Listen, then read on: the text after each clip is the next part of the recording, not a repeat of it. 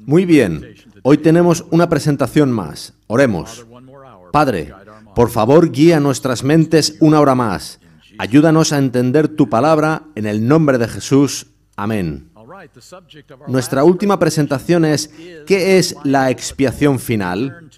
Id a Hebreos 9, donde leeremos un solo versículo, el 24. Hebrews chapter 9, verse 24.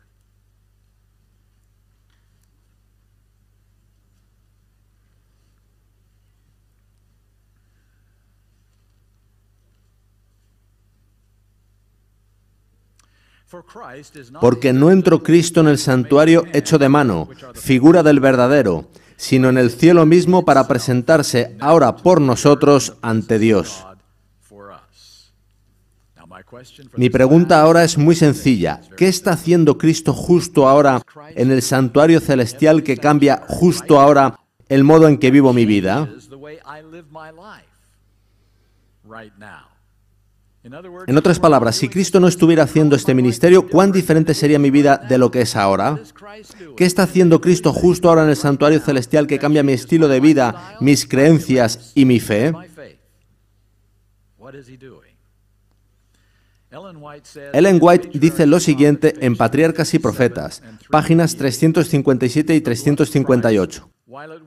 Aunque la sangre de Cristo había de librar al pecador arrepentido de la condenación de la ley, no había de anular el pecado. Eso no es lo que cree la mayoría de cristianos. La mayoría cree que cuando pides perdón al Señor, el pecado es borrado, desaparece, no se oye más de él.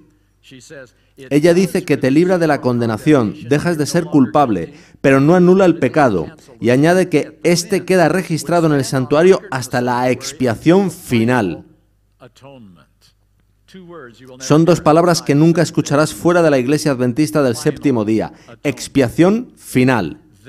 Dice después, entonces, en virtud de la sangre expiatoria de Cristo, los pecados de todos los que se hayan arrepentido sinceramente serán borrados de los libros celestiales. De esta forma, el santuario será liberado o limpiado de los registros del pecado. En el símbolo, esta gran obra de expiación, el acto de borrar los pecados, estaba representada por los servicios del día de la expiación, la purificación del santuario terrenal. De modo que aquí se habla del día de la expiación terrenal como símbolo de algo que ocurriría en la expiación final que está realizando Dios. Un caballero de la Iglesia Adventista dijo lo siguiente hace 60 años. El concepto de expiación final es la única contribución de los adventistas a la teología cristiana. ¿Habéis pensado en eso? No fue el sábado, lo encontraron otros antes que nosotros. Tuvimos que ser convencidos. Tampoco lo fue la segunda venida de Jesús, tampoco el estado de los muertos. Es así, la expiación final es la única contribución que hemos hecho a la teología cristiana. Y él añade, debemos rehusar avergonzarnos de esta peculiar doctrina. Nos hemos avergonzado, porque ha sido atacada continuamente por otros cristianos. Ellos aseguran que la expiación fue concluida en la cruz, que añadimos algo a lo que Cristo hizo en la cruz, olvidando que Él dijo, consumado es. Hemos sido vapuleados por esta idea de la expiación final.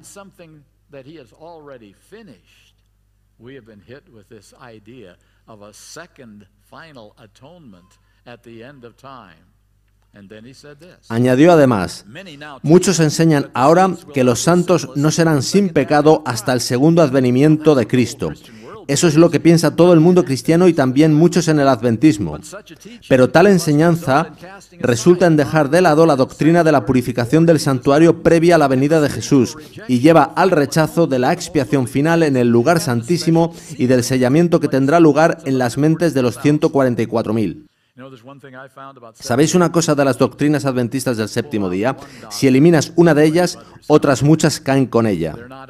No están aisladas, se conectan entre sí. Y esto es lo que trataba de decirnos este hombre. Si nos avergonzamos de la doctrina de la expiación final por lo mucho que nos han golpeado con ella, lo haremos también de otras con las que nos sentíamos seguros. Veamos dos citas de Ellen White. La primera está en Primeros Escritos, página 254. Dice así: la atención de todos, y esa palabra todos es importante aquí, la atención de todos los que aceptan este mensaje se dirige hacia el lugar santísimo, donde Jesús está de pie delante del arca, realizando su intercesión final por todos aquellos para quienes todavía hay misericordia. La mente de todos nosotros necesita ser dirigida al lugar santísimo, donde Jesús está haciendo algo concluyente, algo que está al final de todo. En Testimonios, volumen 5, página 575, dice: todos necesitan llegar a ser más inteligentes respecto de la obra de la expiación que se está realizando en el santuario celestial. Justo ahora se está realizando. Cuando se vea y comprenda esa gran verdad, y este es un término interesante, hay muchas verdades en la Biblia y Ellen White habla de muchas verdades, pero raramente llama a algo gran verdad.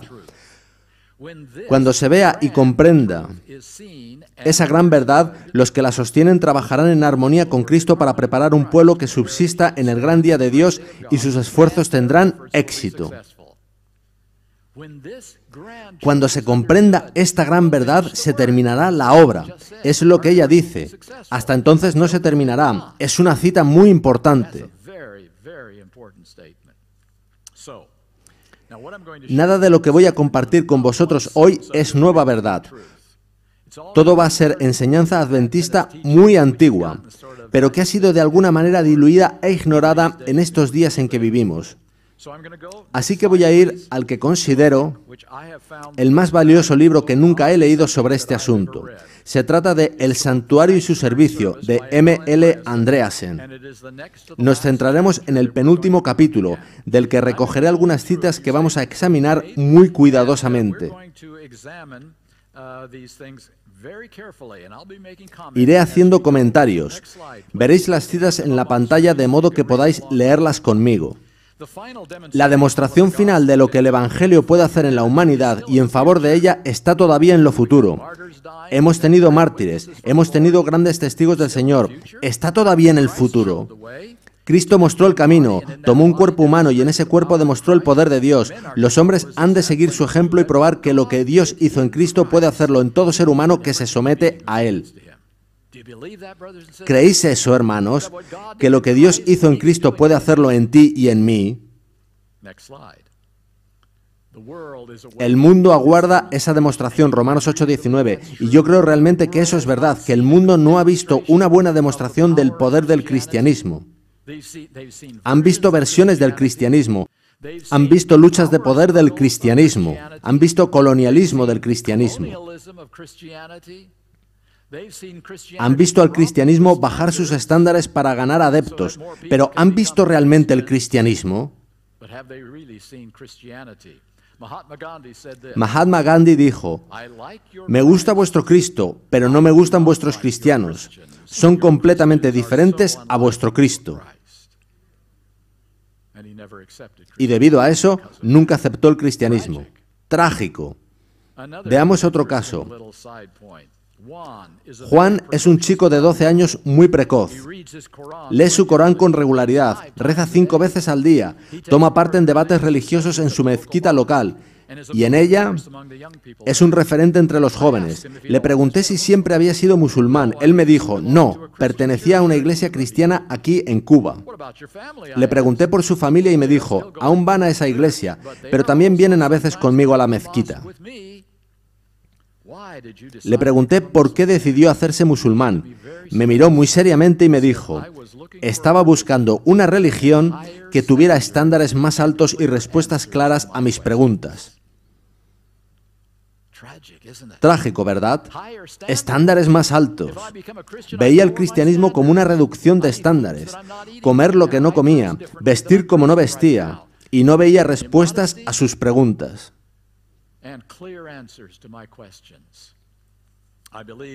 Yo creo que Andreasen estaba en lo cierto cuando dijo que el mundo aguarda esa demostración. No han visto aún auténtico cristianismo. Cuando se haya realizado vendrá el fin. Dios habrá cumplido su plan. Habrá demostrado que Él es veraz y Satanás mentiroso. Su gobierno estará vindicado. Esa es una palabra clave, vindicación. La vindicación de Dios es nuestra misión, nuestro propósito, la razón por la que Dios trajo a la existencia a esta iglesia.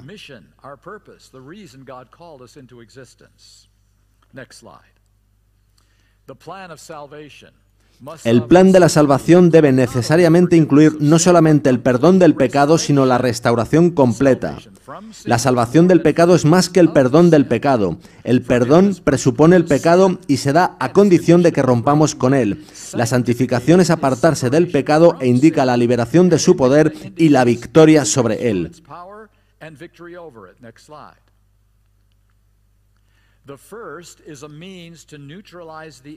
El primero es un medio de neutralizar el efecto del pecado. La segunda es una restauración del poder para obtener la victoria completa.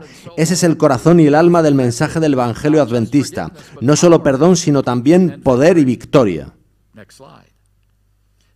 Así sucederá con la última generación de hombres, y por cierto, esto fue escrito hace muchos años, más de 50. Con hombres se refiere a la humanidad, incluye mujeres. Así sucederá con la última generación de hombres que vivan en la tierra. Por su medio Dios hará la demostración final de lo que puede hacer con la humanidad. Tomará a los más débiles de los débiles, aquellos que llevan todos los pecados de sus antepasados, y en ellos mostrará su poder. Estarán sujetos a toda tentación, pero no cederán. Demostrarán que es posible vivir sin pecar, es decir, que harán la demostración que el mundo ha estado esperando y para la cual Dios ha estado haciendo los preparativos. Será evidente para todos que el Evangelio puede realmente salvar hasta lo sumo. Dios será hallado veraz en sus dichos.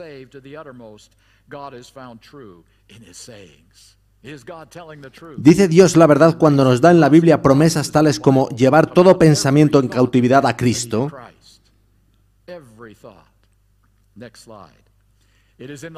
En la última generación de hombres que vivan en la tierra quedará plenamente revelado el poder de Dios para la santificación. La demostración de ese poder es la vindicación de Dios. Eliminará cualquier acusación que Satanás haya presentado contra él. En la última generación Dios queda vindicado y Satanás derrotado. Tal vez esto necesite ampliarse un poco más. Voy saltando por el capítulo parándome en los puntos más reseñables. La demostración que Dios se propone hacer con la última generación en la tierra significa mucho, tanto para el pueblo como para Dios. ¿Puede realmente observarse la ley de Dios? Esta es una cuestión vital. Ese es el asunto por el que Lucifer inició su rebelión. No necesitamos una ley. Sabemos lo que es correcto y lo que no por nosotros mismos. Somos inteligentes. Muchos negarán que se puede hacer. Eso le sucede a la mayoría del mundo cristiano. Piensan que no se puede guardar la ley y que por eso lo hizo Cristo para nosotros. Otros dirán volublemente que puede hacerse. Interesante. ¿Seremos nosotros?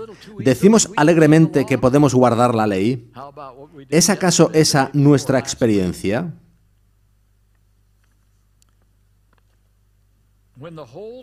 Cuando se considera toda la cuestión de la observancia de los mandamientos, el problema asume grandes proporciones. La ley de Dios es excesivamente amplia, abarca los pensamientos y los intentos del corazón, juzga los motivos tanto como los hechos, los pensamientos como las palabras. La observancia de los mandamientos significa completa santificación, una vida santa, una inquebrantable fidelidad a lo recto, una completa separación del pecado y la victoria sobre él. Bien puede el hombre mortal exclamar, ¿quién es suficiente para esas cosas? Si nunca habéis dicho eso, vivís en un planeta diferente. ¿Quién puede hacer eso? ¿Quién puede tener toda motivación y todo pensamiento en armonía con la voluntad de Dios? Sin embargo, es la tarea que Dios se ha propuesto y que Él espera realizar. Quisiera que os hubieseis quedado con eso. Él no espera que lo logres tú, pues tú no puedes.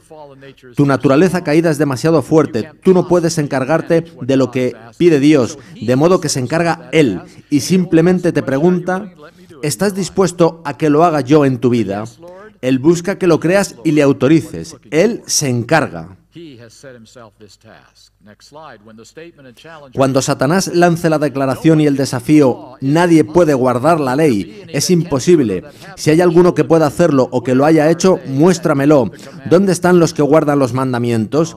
Dios contestará tranquilamente: aquí está la paciencia de los santos, aquí están los que guardan los mandamientos de Dios y la fe de Jesús. Apocalipsis 14:12. ¿No será magnífico?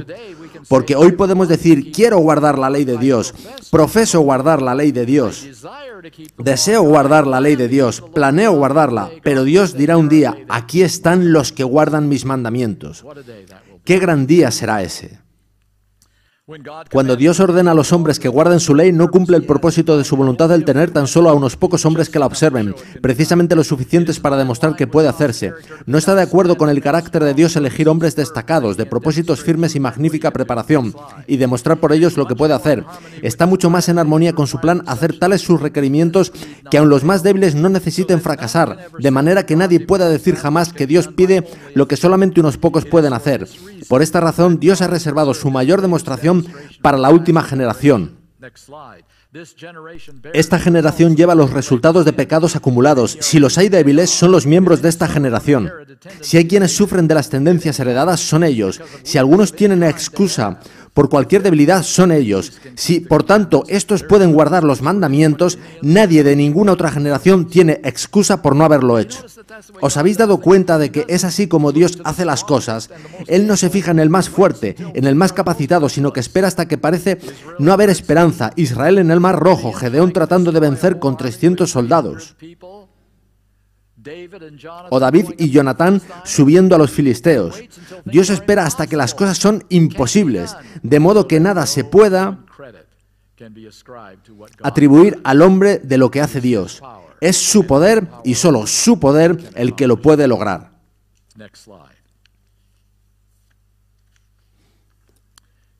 Dios está listo para el desafío.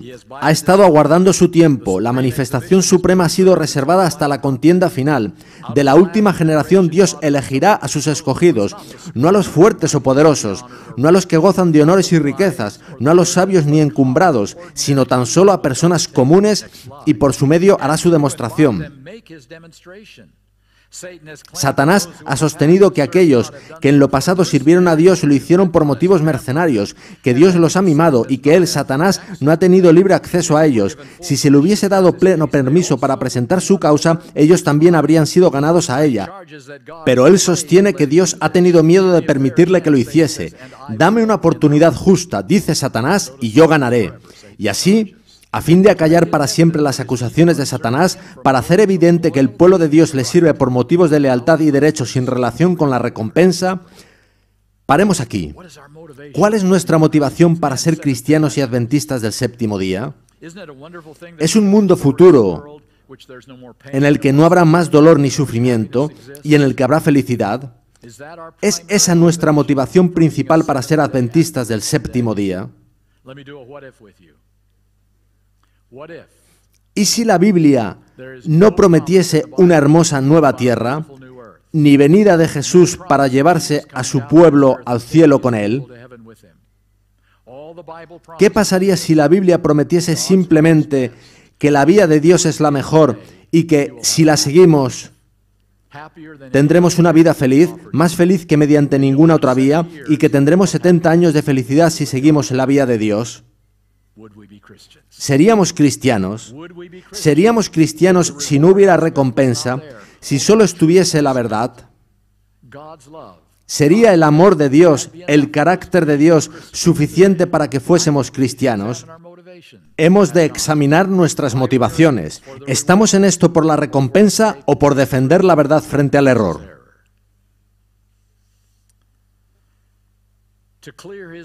Para limpiar su propio nombre y carácter de las acusaciones de injusticia y arbitrariedad, para demostrar a los ángeles y a los hombres que su ley puede ser observada por los hombres más débiles en las circunstancias más desalentadoras y difíciles, Dios permite a Satanás que pruebe a su pueblo hasta lo sumo. Serán amenazados, torturados, perseguidos, estarán frente a frente con la muerte cuando se promulgue el decreto de adorar a la bestia y su imagen, Apocalipsis 13:15, pero no cederán, estarán dispuestos a morir antes que a pecar. Yo quiero esa experiencia, hermanos, que llevado a la tesitura de la vida o la muerte por obedecer a Dios, elija, sin titubear, dar mi vida por la verdad. Creo que ese es el objetivo para todos nosotros. ¿Resistirán la prueba? A los ojos humanos parece imposible. Si tan solo Dios acudiera en su ayuda, todo iría bien. Están resueltos a resistir al maligno. Si es necesario, pueden morir, pero no necesitan pecar. Satanás no tiene poder, ni lo ha tenido jamás, para obligar a un hombre a pecar. Puede tentarlo, destruirlo, amenazarlo, pero no puede obligarlo. ¿Tenemos eso claro? Cuando batallan Dios y Satanás, es Dios el que gana. Asegurémonos de comprender eso. También en nuestra experiencia, Dios gana en la lucha que hay en nuestras vidas contra la tentación. Y ahora Dios demuestra por medio de los más débiles de entre los débiles que no hay excusa, ni la ha habido jamás para pecar. Si los hombres de la última generación pueden repeler con éxito el ataque de Satanás, si pueden hacerlo teniendo todas las desventajas contra sí y el santuario cerrado, ¿qué excusa hay para que los hombres hayan pecado alguna vez? ¿Os habíais preguntado alguna vez por qué hay un cierre del tiempo de gracia antes de la venida de Jesús? De nuevo, solo los adventistas enseñamos esa doctrina, porque solo en el Evangelio adventista encaja. La razón es que Dios va a poner todas las cartas sobre la mesa, dejará todo a la luz. Habrá que elegir verdad o error, Dios o Satanás. Jesús saldrá del santuario celestial, cesará la labor de perdonar pecados y en las vidas de los que habitan la tierra será demostrado por un corto periodo de tiempo, alabado sea Dios por ello, que tú puedes elegir no pecar o pecar. Por su poder, Dios te dará victoria sobre todo pecado. Así que no habrá más favores, no habrá más dádivas. El perdonar habrá terminado. Solo quedará obedecer o desobedecer. Solo dos opciones. Por eso abandona el santuario, porque su nombre solo puede ser vindicado mediante ese proceso, derrotando a Satanás en su último argumento contra Dios. Cristo guardó la ley porque jugó con ventaja, no como estos cristianos que han estado pecando toda su vida. Yo garantizo que no pueden vivir sin pecar.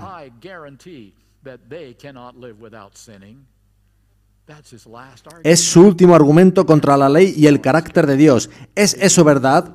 Por eso sale Jesús del santuario celestial, para dejar clara evidencia final a todo el universo de quién dice la verdad y quién miente. El asunto de mayor importancia del universo no es la salvación de los hombres, por importante que parezca. Lo más importante es que el nombre de Dios quede limpio de las falsas acusaciones hechas por Satanás. Solo así puede salvarse al universo, solo así podemos ser salvos vosotros o yo, si el nombre de Dios queda limpio. La controversia se está acercando a su fin. Dios está preparando a su pueblo para el último gran conflicto. Satanás se está preparando también. La crisis nos espera y se decidirá en la vida del pueblo de Dios. Dios depende de nosotros como dependió de Job. ¿Está bien colocada su confianza? Por cierto, el libro de Job, probablemente el primero escrito en la Biblia, describe la experiencia de la última generación. Es un admirable privilegio el que se nos concede como pueblo el de vindicar el nombre de Dios por nuestro testimonio. Es maravilloso que se nos permita testificar por él. Nunca debe olvidarse, sin embargo, que este testimonio es un testimonio de la vida, no simplemente de las palabras. Dar luz a la gente es más que entregarle un folleto. Nuestra vida es la luz. Mientras vivimos, damos luz a los demás. Sin vida, sin vivir la luz, nuestras palabras carecen de valor, pero al llegar nuestra vida a ser luz, nuestras palabras se hacen eficaces. Es nuestra vida la que debe testificar por Dios. Pasamos a la conclusión del capítulo. Todo esto está íntimamente relacionado con la obra del día de las expiaciones. En aquel día los hijos de Israel, habiendo confesado sus pecados, quedaban completamente limpios, habían sido perdonados y ahora el pecado era separado de ellos, quedaban sin culpa y santos. El campamento de Israel estaba limpio. Habría sido maravilloso estar en Israel cuando ese chivo expiatorio era mandado al desierto y todo el campamento quedaba completamente limpio de pecado. Durante unos 15 minutos, hasta que alguien pecaba de nuevo y todo el proceso anual recomenzaba.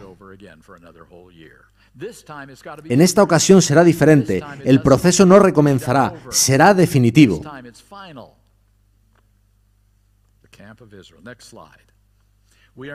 Ahora estamos viviendo en el gran día real de la purificación del santuario. Todo pecado debe ser confesado y por la fe enviado de antemano al juicio. Mientras el sumo sacerdote entra en el lugar santísimo, el pueblo de Dios tiene ahora que encontrarse cara a cara con Dios. Debe saber que todo pecado ha sido confesado y que no queda mancha alguna de pecado. Y ahora viene la frase que resume todo el capítulo. La purificación del santuario celestial depende de la purificación del pueblo de Dios en la tierra. No podría ser de otra forma. Si Jesús limpia el santuario de todo pecado y entonces pierdo de nuevo los nervios y confieso mi pecado, este sube al santuario y Jesús debe limpiarlo de nuevo. Si tú pecas al día siguiente y confiesas, Jesús tendría que limpiarlo de nuevo. Nunca terminaría. La purificación del santuario celestial depende de la purificación del pueblo de Dios en la tierra. Si este templo no es purificado, nunca puede purificarse aquel templo. Cuán importante es, pues, que éste sea santo y sin culpa. Todo pecado debe ser consumido en ellos a fin de que puedan subsistir a la vista de un Dios santo a pesar del fuego devorador. Como dije, nunca vi una presentación más clara, concisa y exhaustiva de la expiación final que esta de M. L. Andreasen. Y está también en los escritos de Jones y Wagoner. De ningún modo fue un invento de Andreasen. Habiendo repasado todo esto, os mostraré una cita de alguien que fue editor asociado del Adventist Review.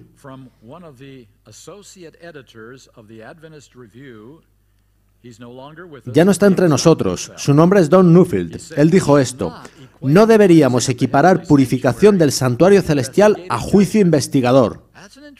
Es una declaración interesante. Cuando alguien pregunta qué sucedió en 1844, lo primero que viene a nuestra mente es que comenzó el juicio.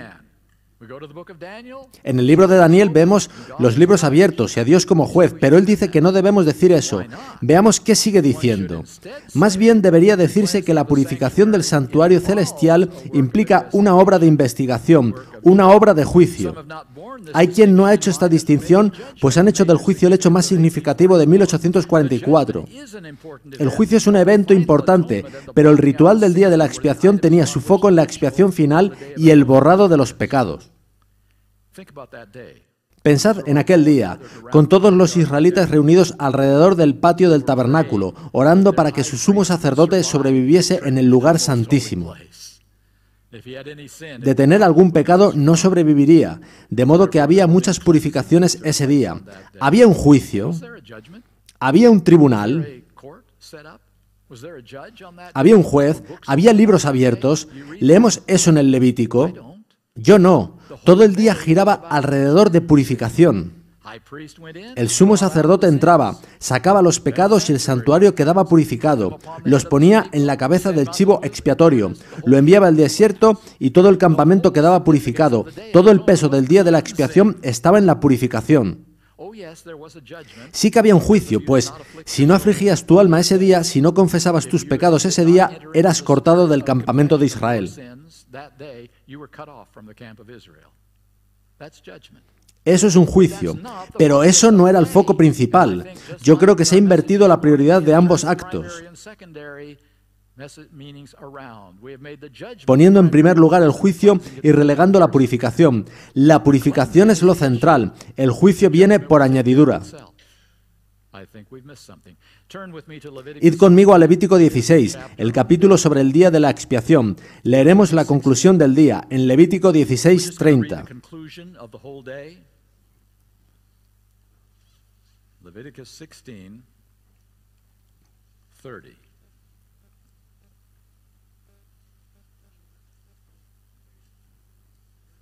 Verse 30. For on that day, porque en este día se hará expiación por vosotros, y seréis limpios de todos vuestros pecados delante de Jehová. from all your sins before the Lord. There it is. Ahí lo tenéis. Podéis ver que hay una parte del proceso expiatorio en el día de la expiación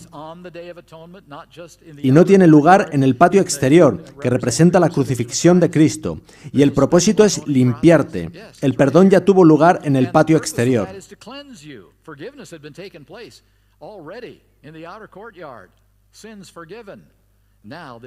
Esto es purificación, un aspecto distinto del proceso expiatorio.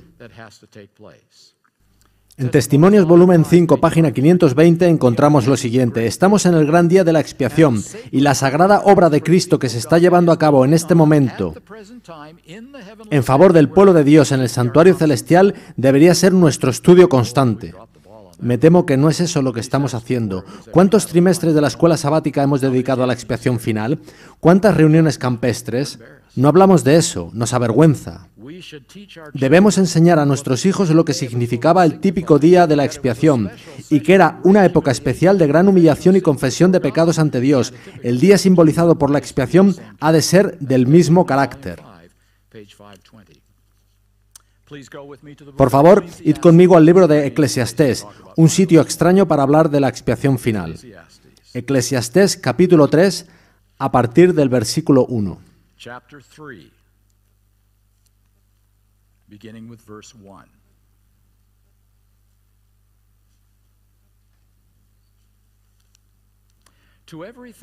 Todo tiene su tiempo, y todo lo que se quiere debajo del cielo tiene su hora.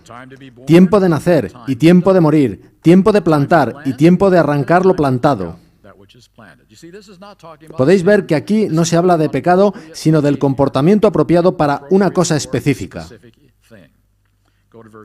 El versículo 4 dice, tiempo de llorar y tiempo de reír, tiempo de duelo y tiempo de bailar.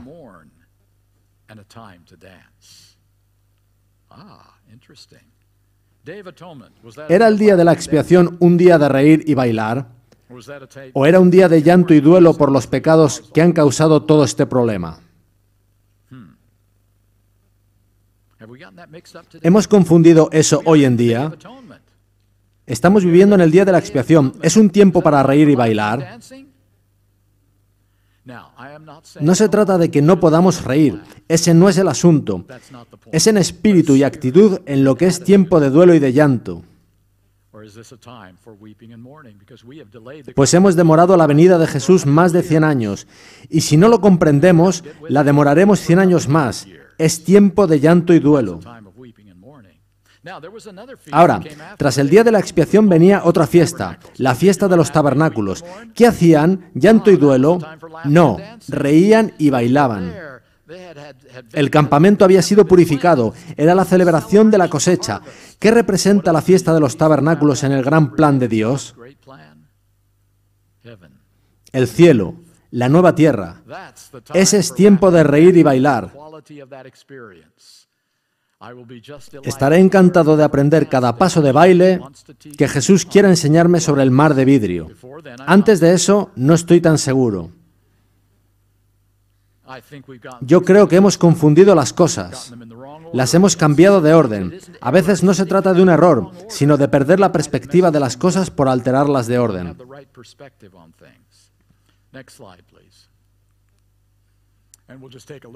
Dedicaremos el tiempo que resta a tratar este tema, viviendo en el día de la expiación. Recordad que os pregunté qué estaba haciendo Cristo en el santuario celestial que cambia mi estilo de vida en el día de la expiación. Concluiremos con esto, con el estilo de vida.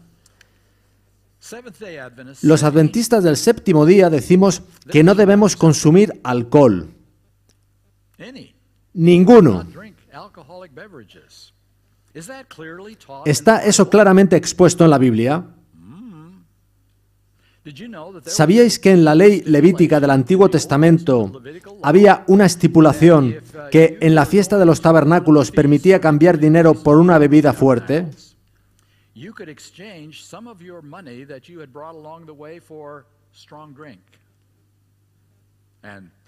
Y alabado sea Dios por ella. A los príncipes del Antiguo Testamento, cuando las cosas iban mal, les decían que tomaran un trago para no ver las cosas tan mal. Pablo decía que tomar un poco de vino era bueno para el estómago, lo conocéis. Y nuestros amigos cristianos nos dicen a los adventistas que siempre vamos más allá de lo que dicen las Escrituras. Y por cierto, sabéis que la Biblia dice que los diáconos no sean dados a mucho vino. Por cosas como estas, nuestros amigos cristianos nos dicen que siempre llevamos las cosas demasiado lejos, pues la Biblia dice moderación, no abstinencia. ¿Cómo respondemos a esto? Los adventistas del séptimo día decimos que debemos ser vegetarianos, que esa es la voluntad de Dios para el pueblo final. ¿Y qué nos dicen nuestros amigos cristianos? ¿Es eso lo que dice la Biblia? ¿No preparó Abraham a sus 3 visitantes un ternero engordado para comer?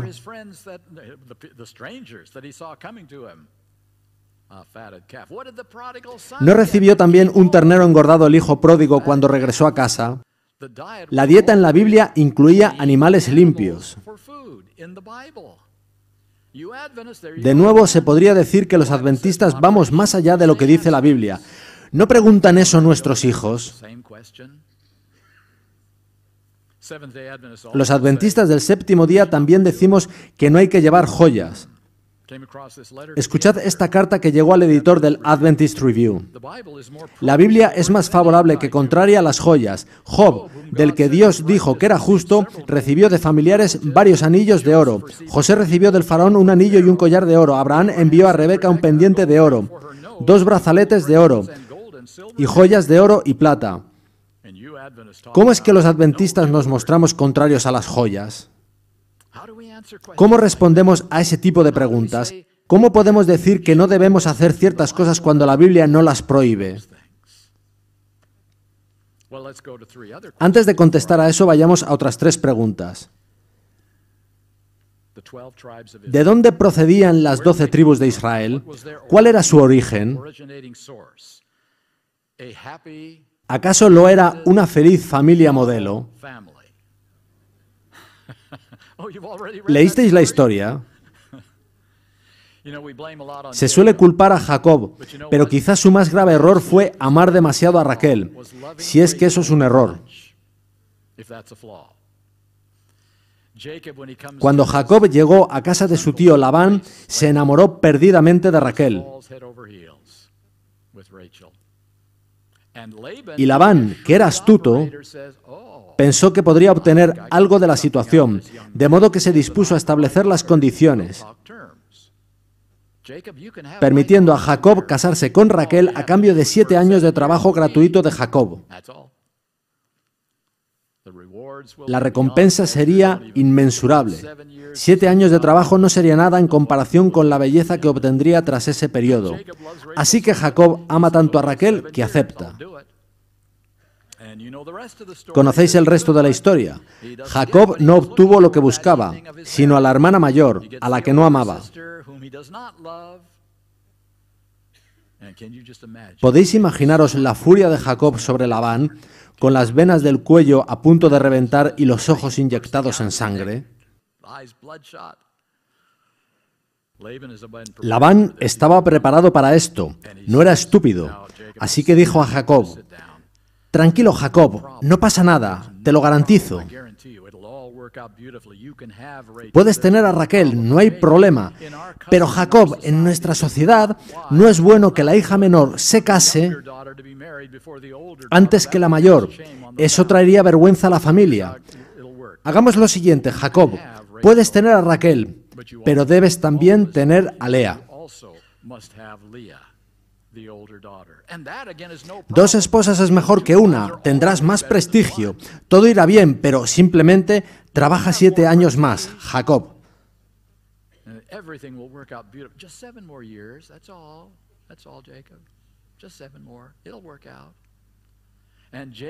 Y Jacob ama tanto a Raquel que acepta esta malvada propuesta de Labán para obtener 14 años de trabajo gratuito.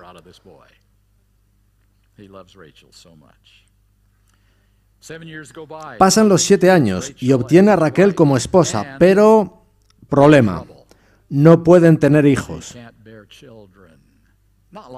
Pero en aquella sociedad, no tener hijos Particularmente un varón suponía quedar bajo la maldición de Dios.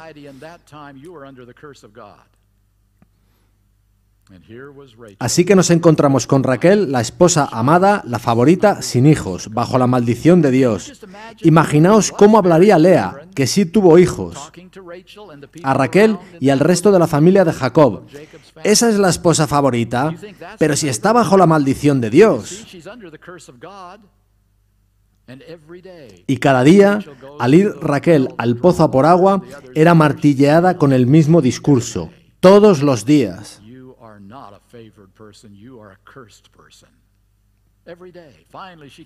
Hasta que no aguanta más y hace a Jacob una propuesta, de nuevo, acorde a los cánones de la sociedad en que vivían.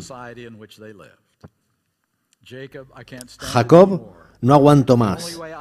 La única solución que veo es que yo te dé hijos por medio de mi doncella, a la que tú fecundarás, de modo que yo quede liberada de este estigma bajo el que vivo.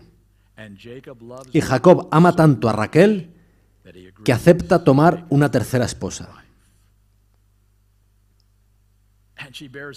Y ésta le da hijos y desaparece el estigma. Y Raquel puede ya ir con la cabeza muy alta. Pero Lea observa y dice a Jacob: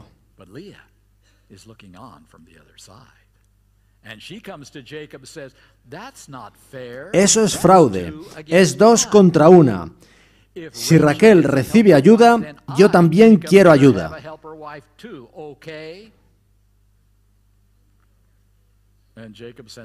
Y el sentido de imparcialidad de Jacob le lleva a acceder, de modo que toma una cuarta esposa.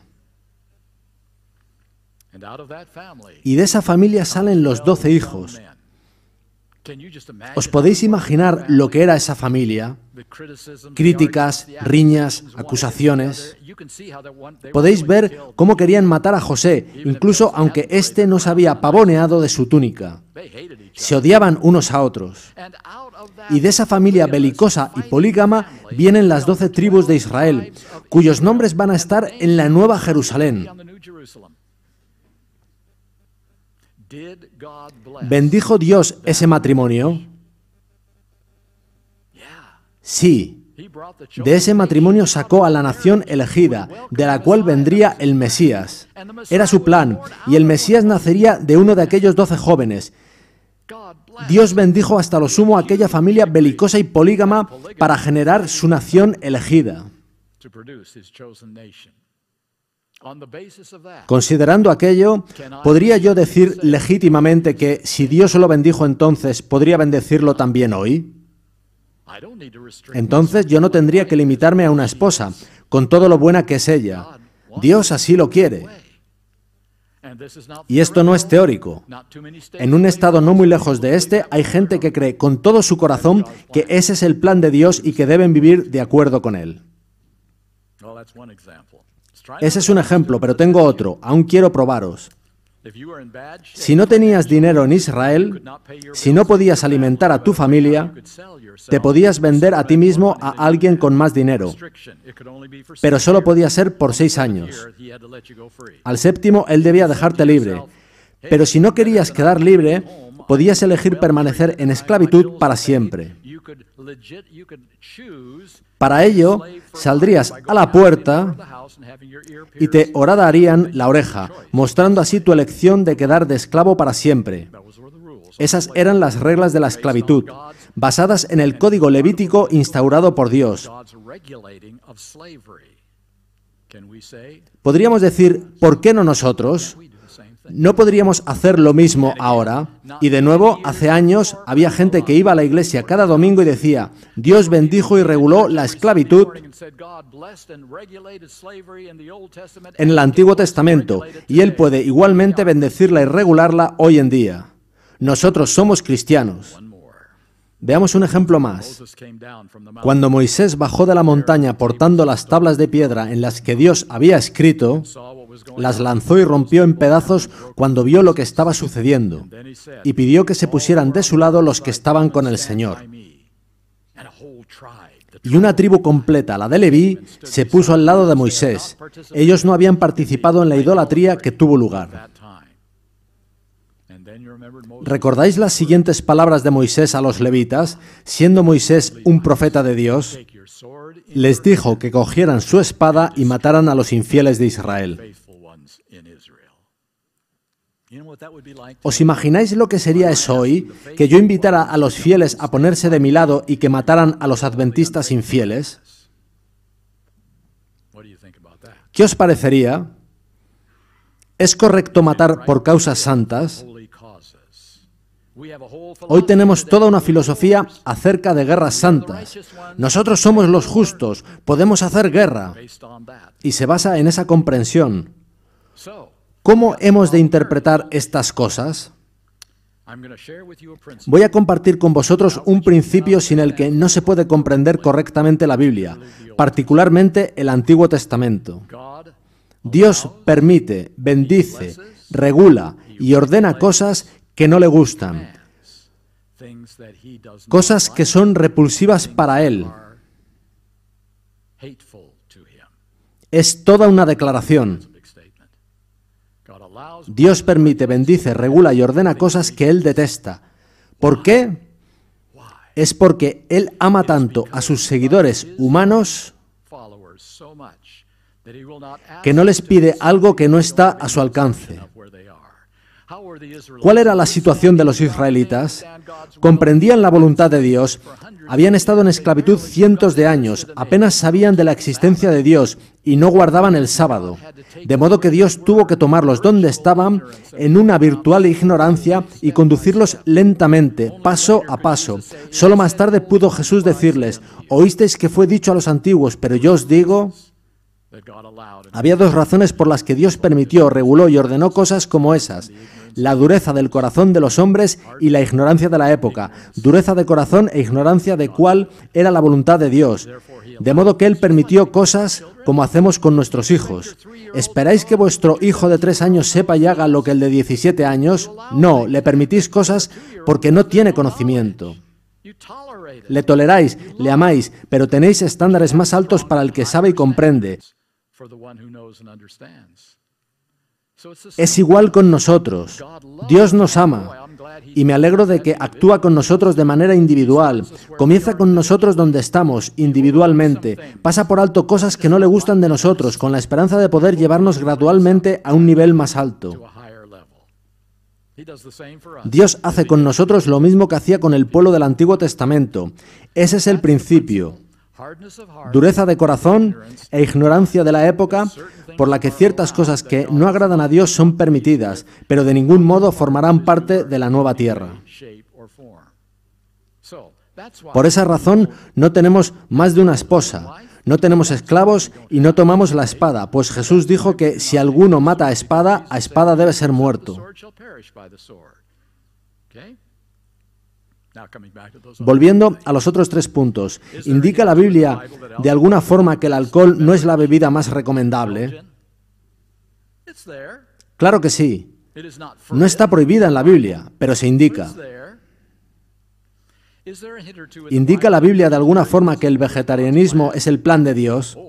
Desde luego que sí. Está Génesis 1:29, o los 40 años vagando por el desierto con una dieta vegana. Y está Daniel. No necesitamos más. Está claramente indicada. ¿Hay alguna evidencia en la Biblia de que las joyas no son lo más recomendable? Desde luego, incluso en el Antiguo Testamento lo encontramos. Cuando el pueblo de Dios caía en idolatría, portaban joyas. Cuando se arrepentían y confesaban, las joyas desaparecían. ¿Recordáis a Jacob con sus esposas saliendo de casa de Labán? Llevaban sus ídolos y sus zarcillos, y Jacob enterró ambas cosas debajo de una encina, pues ambas cosas están conectadas. Pablo llama también a ataviarse decorosamente, no con oro ni perlas. Así que hay numerosas evidencias en la Biblia sobre esto. Pero vayamos al asunto en cuestión.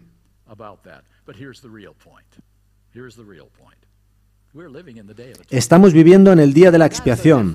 Es un día diferente a cualquier otro día del calendario israelita o a cualquier otro periodo de la historia. Lo que se permitía por la ignorancia de la época o la dureza del corazón de los hombres no es lo que vindicará el nombre de Dios. Permitiendo cosas que no aprueba, Dios asume verdaderos riesgos, ser malinterpretado. Y Dios dice, ahora quiero llevarte al nivel más alto, a representar mi carácter. Yo espero ver a Martín Lutero en el cielo. ¿Por qué no? Sin él, no creo que ni siquiera existiésemos. Pero Martín Lutero creía que Dios predestina y que todo bebé ha de ser bautizado nada más nacer si quiere evitar la condenación. Tomaba cerveza todas las tardes y no era especialmente amable.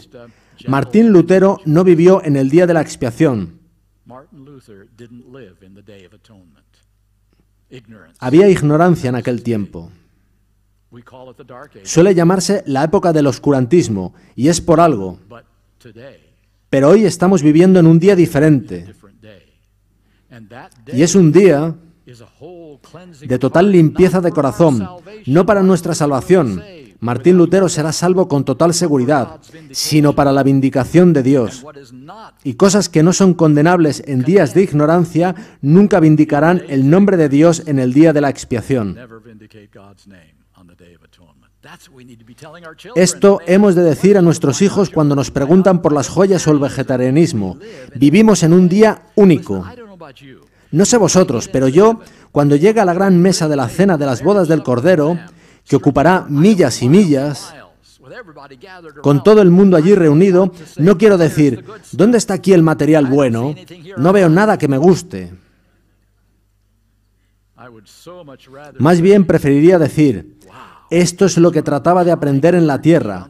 Es muchísimo mejor de lo que nunca tuve allí. Yo trataba de formar parte de esto. Me encanta.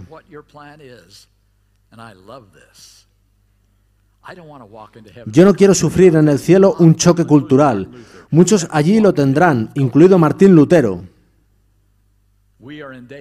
Pero nosotros estamos en el día de la expiación. No deberíamos tener ningún choque cultural. Nuestra conexión con el cielo debe permitirnos vivir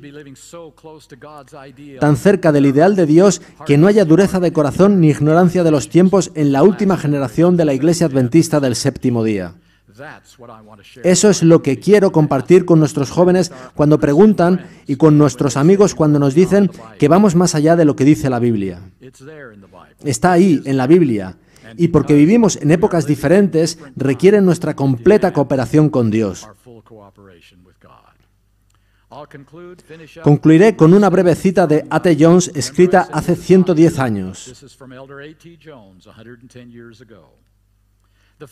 La consumación del misterio de Dios es la conclusión de la obra del Evangelio, y la conclusión de la obra del Evangelio es primeramente la eliminación de todo vestigio de pecado para traer justicia eterna. Cristo completamente formado en cada creyente, solo Dios manifestado en la carne de cada creyente en Jesús. Ya no soy yo, sino Dios. Por tanto, la primerísima obra en la purificación del santuario era la purificación de las personas. Eso era preliminar y esencial para la purificación misma del santuario, para terminar con la transgresión y traer justicia eterna al corazón y la vida de cada persona. Y ahora dice, cuando la corriente que fluía adentro del santuario era detenida en su origen, entonces, y solo entonces, podía el santuario mismo ser purificado de los pecados y transgresiones que habían estado fluyendo adentro del santuario. Nosotros somos el origen, ha de detenerse aquí, antes de que el santuario celestial pueda ser limpiado, antes de que pueda cerrarse el tiempo de gracia, antes de que Dios pueda sellar a su pueblo y antes de que Jesús pueda venir. El orden no puede cambiarse. Así, esto nos enseña que el servicio de nuestro gran sumo sacerdote en la purificación del verdadero santuario debe ser precedida por la purificación de cada uno de los creyentes. La purificación precede al borrado de los pecados. Este era el mensaje que quería compartir con vosotros esta noche. Como dije, no es un mensaje nuevo. El libro del que leí tiene 60 años y 110 años el de A.T. Jones. Esto es el verdadero adventismo histórico y auténtico, el cual está escondido dentro de la mezcla de pensamiento moderno y mejores, entre comillas, caminos de explicar quiénes somos, pero que en absoluto son mejores. Os reto y me reto a que seamos esa generación. No debemos mantenernos dando excusas de lo que se permitía en el Antiguo Testamento o en el Nuevo Testamento. Hemos de terminar con las excusas para simplemente decir ¿cuál es la cuota más alta que puedo alcanzar en esta tierra para reflejar tu carácter? Eso es todo lo que quiero. Oremos. Padre Celestial, estoy muy agradecido de que en tu misericordia permitas cosas que no te agradan. Pero tú nos toleras donde estamos, individualmente y como iglesias y naciones. Gracias por tu misericordia para con nosotros, que no asumamos que esa misericordia es para siempre, pensando que porque fue así, entonces podemos vivir de formas que no te agradan. Sea la siguiente nuestra súplica. Que en esta última generación queramos saber únicamente lo que vindicará tu nombre y destruir a Satanás en sus mentiras contra tu carácter. Que sea ese nuestro interés, nuestra determinación y nuestro compromiso. Que nunca nos apartemos de esa decisión. Es en el nombre de Jesús que lo pedimos. Amén.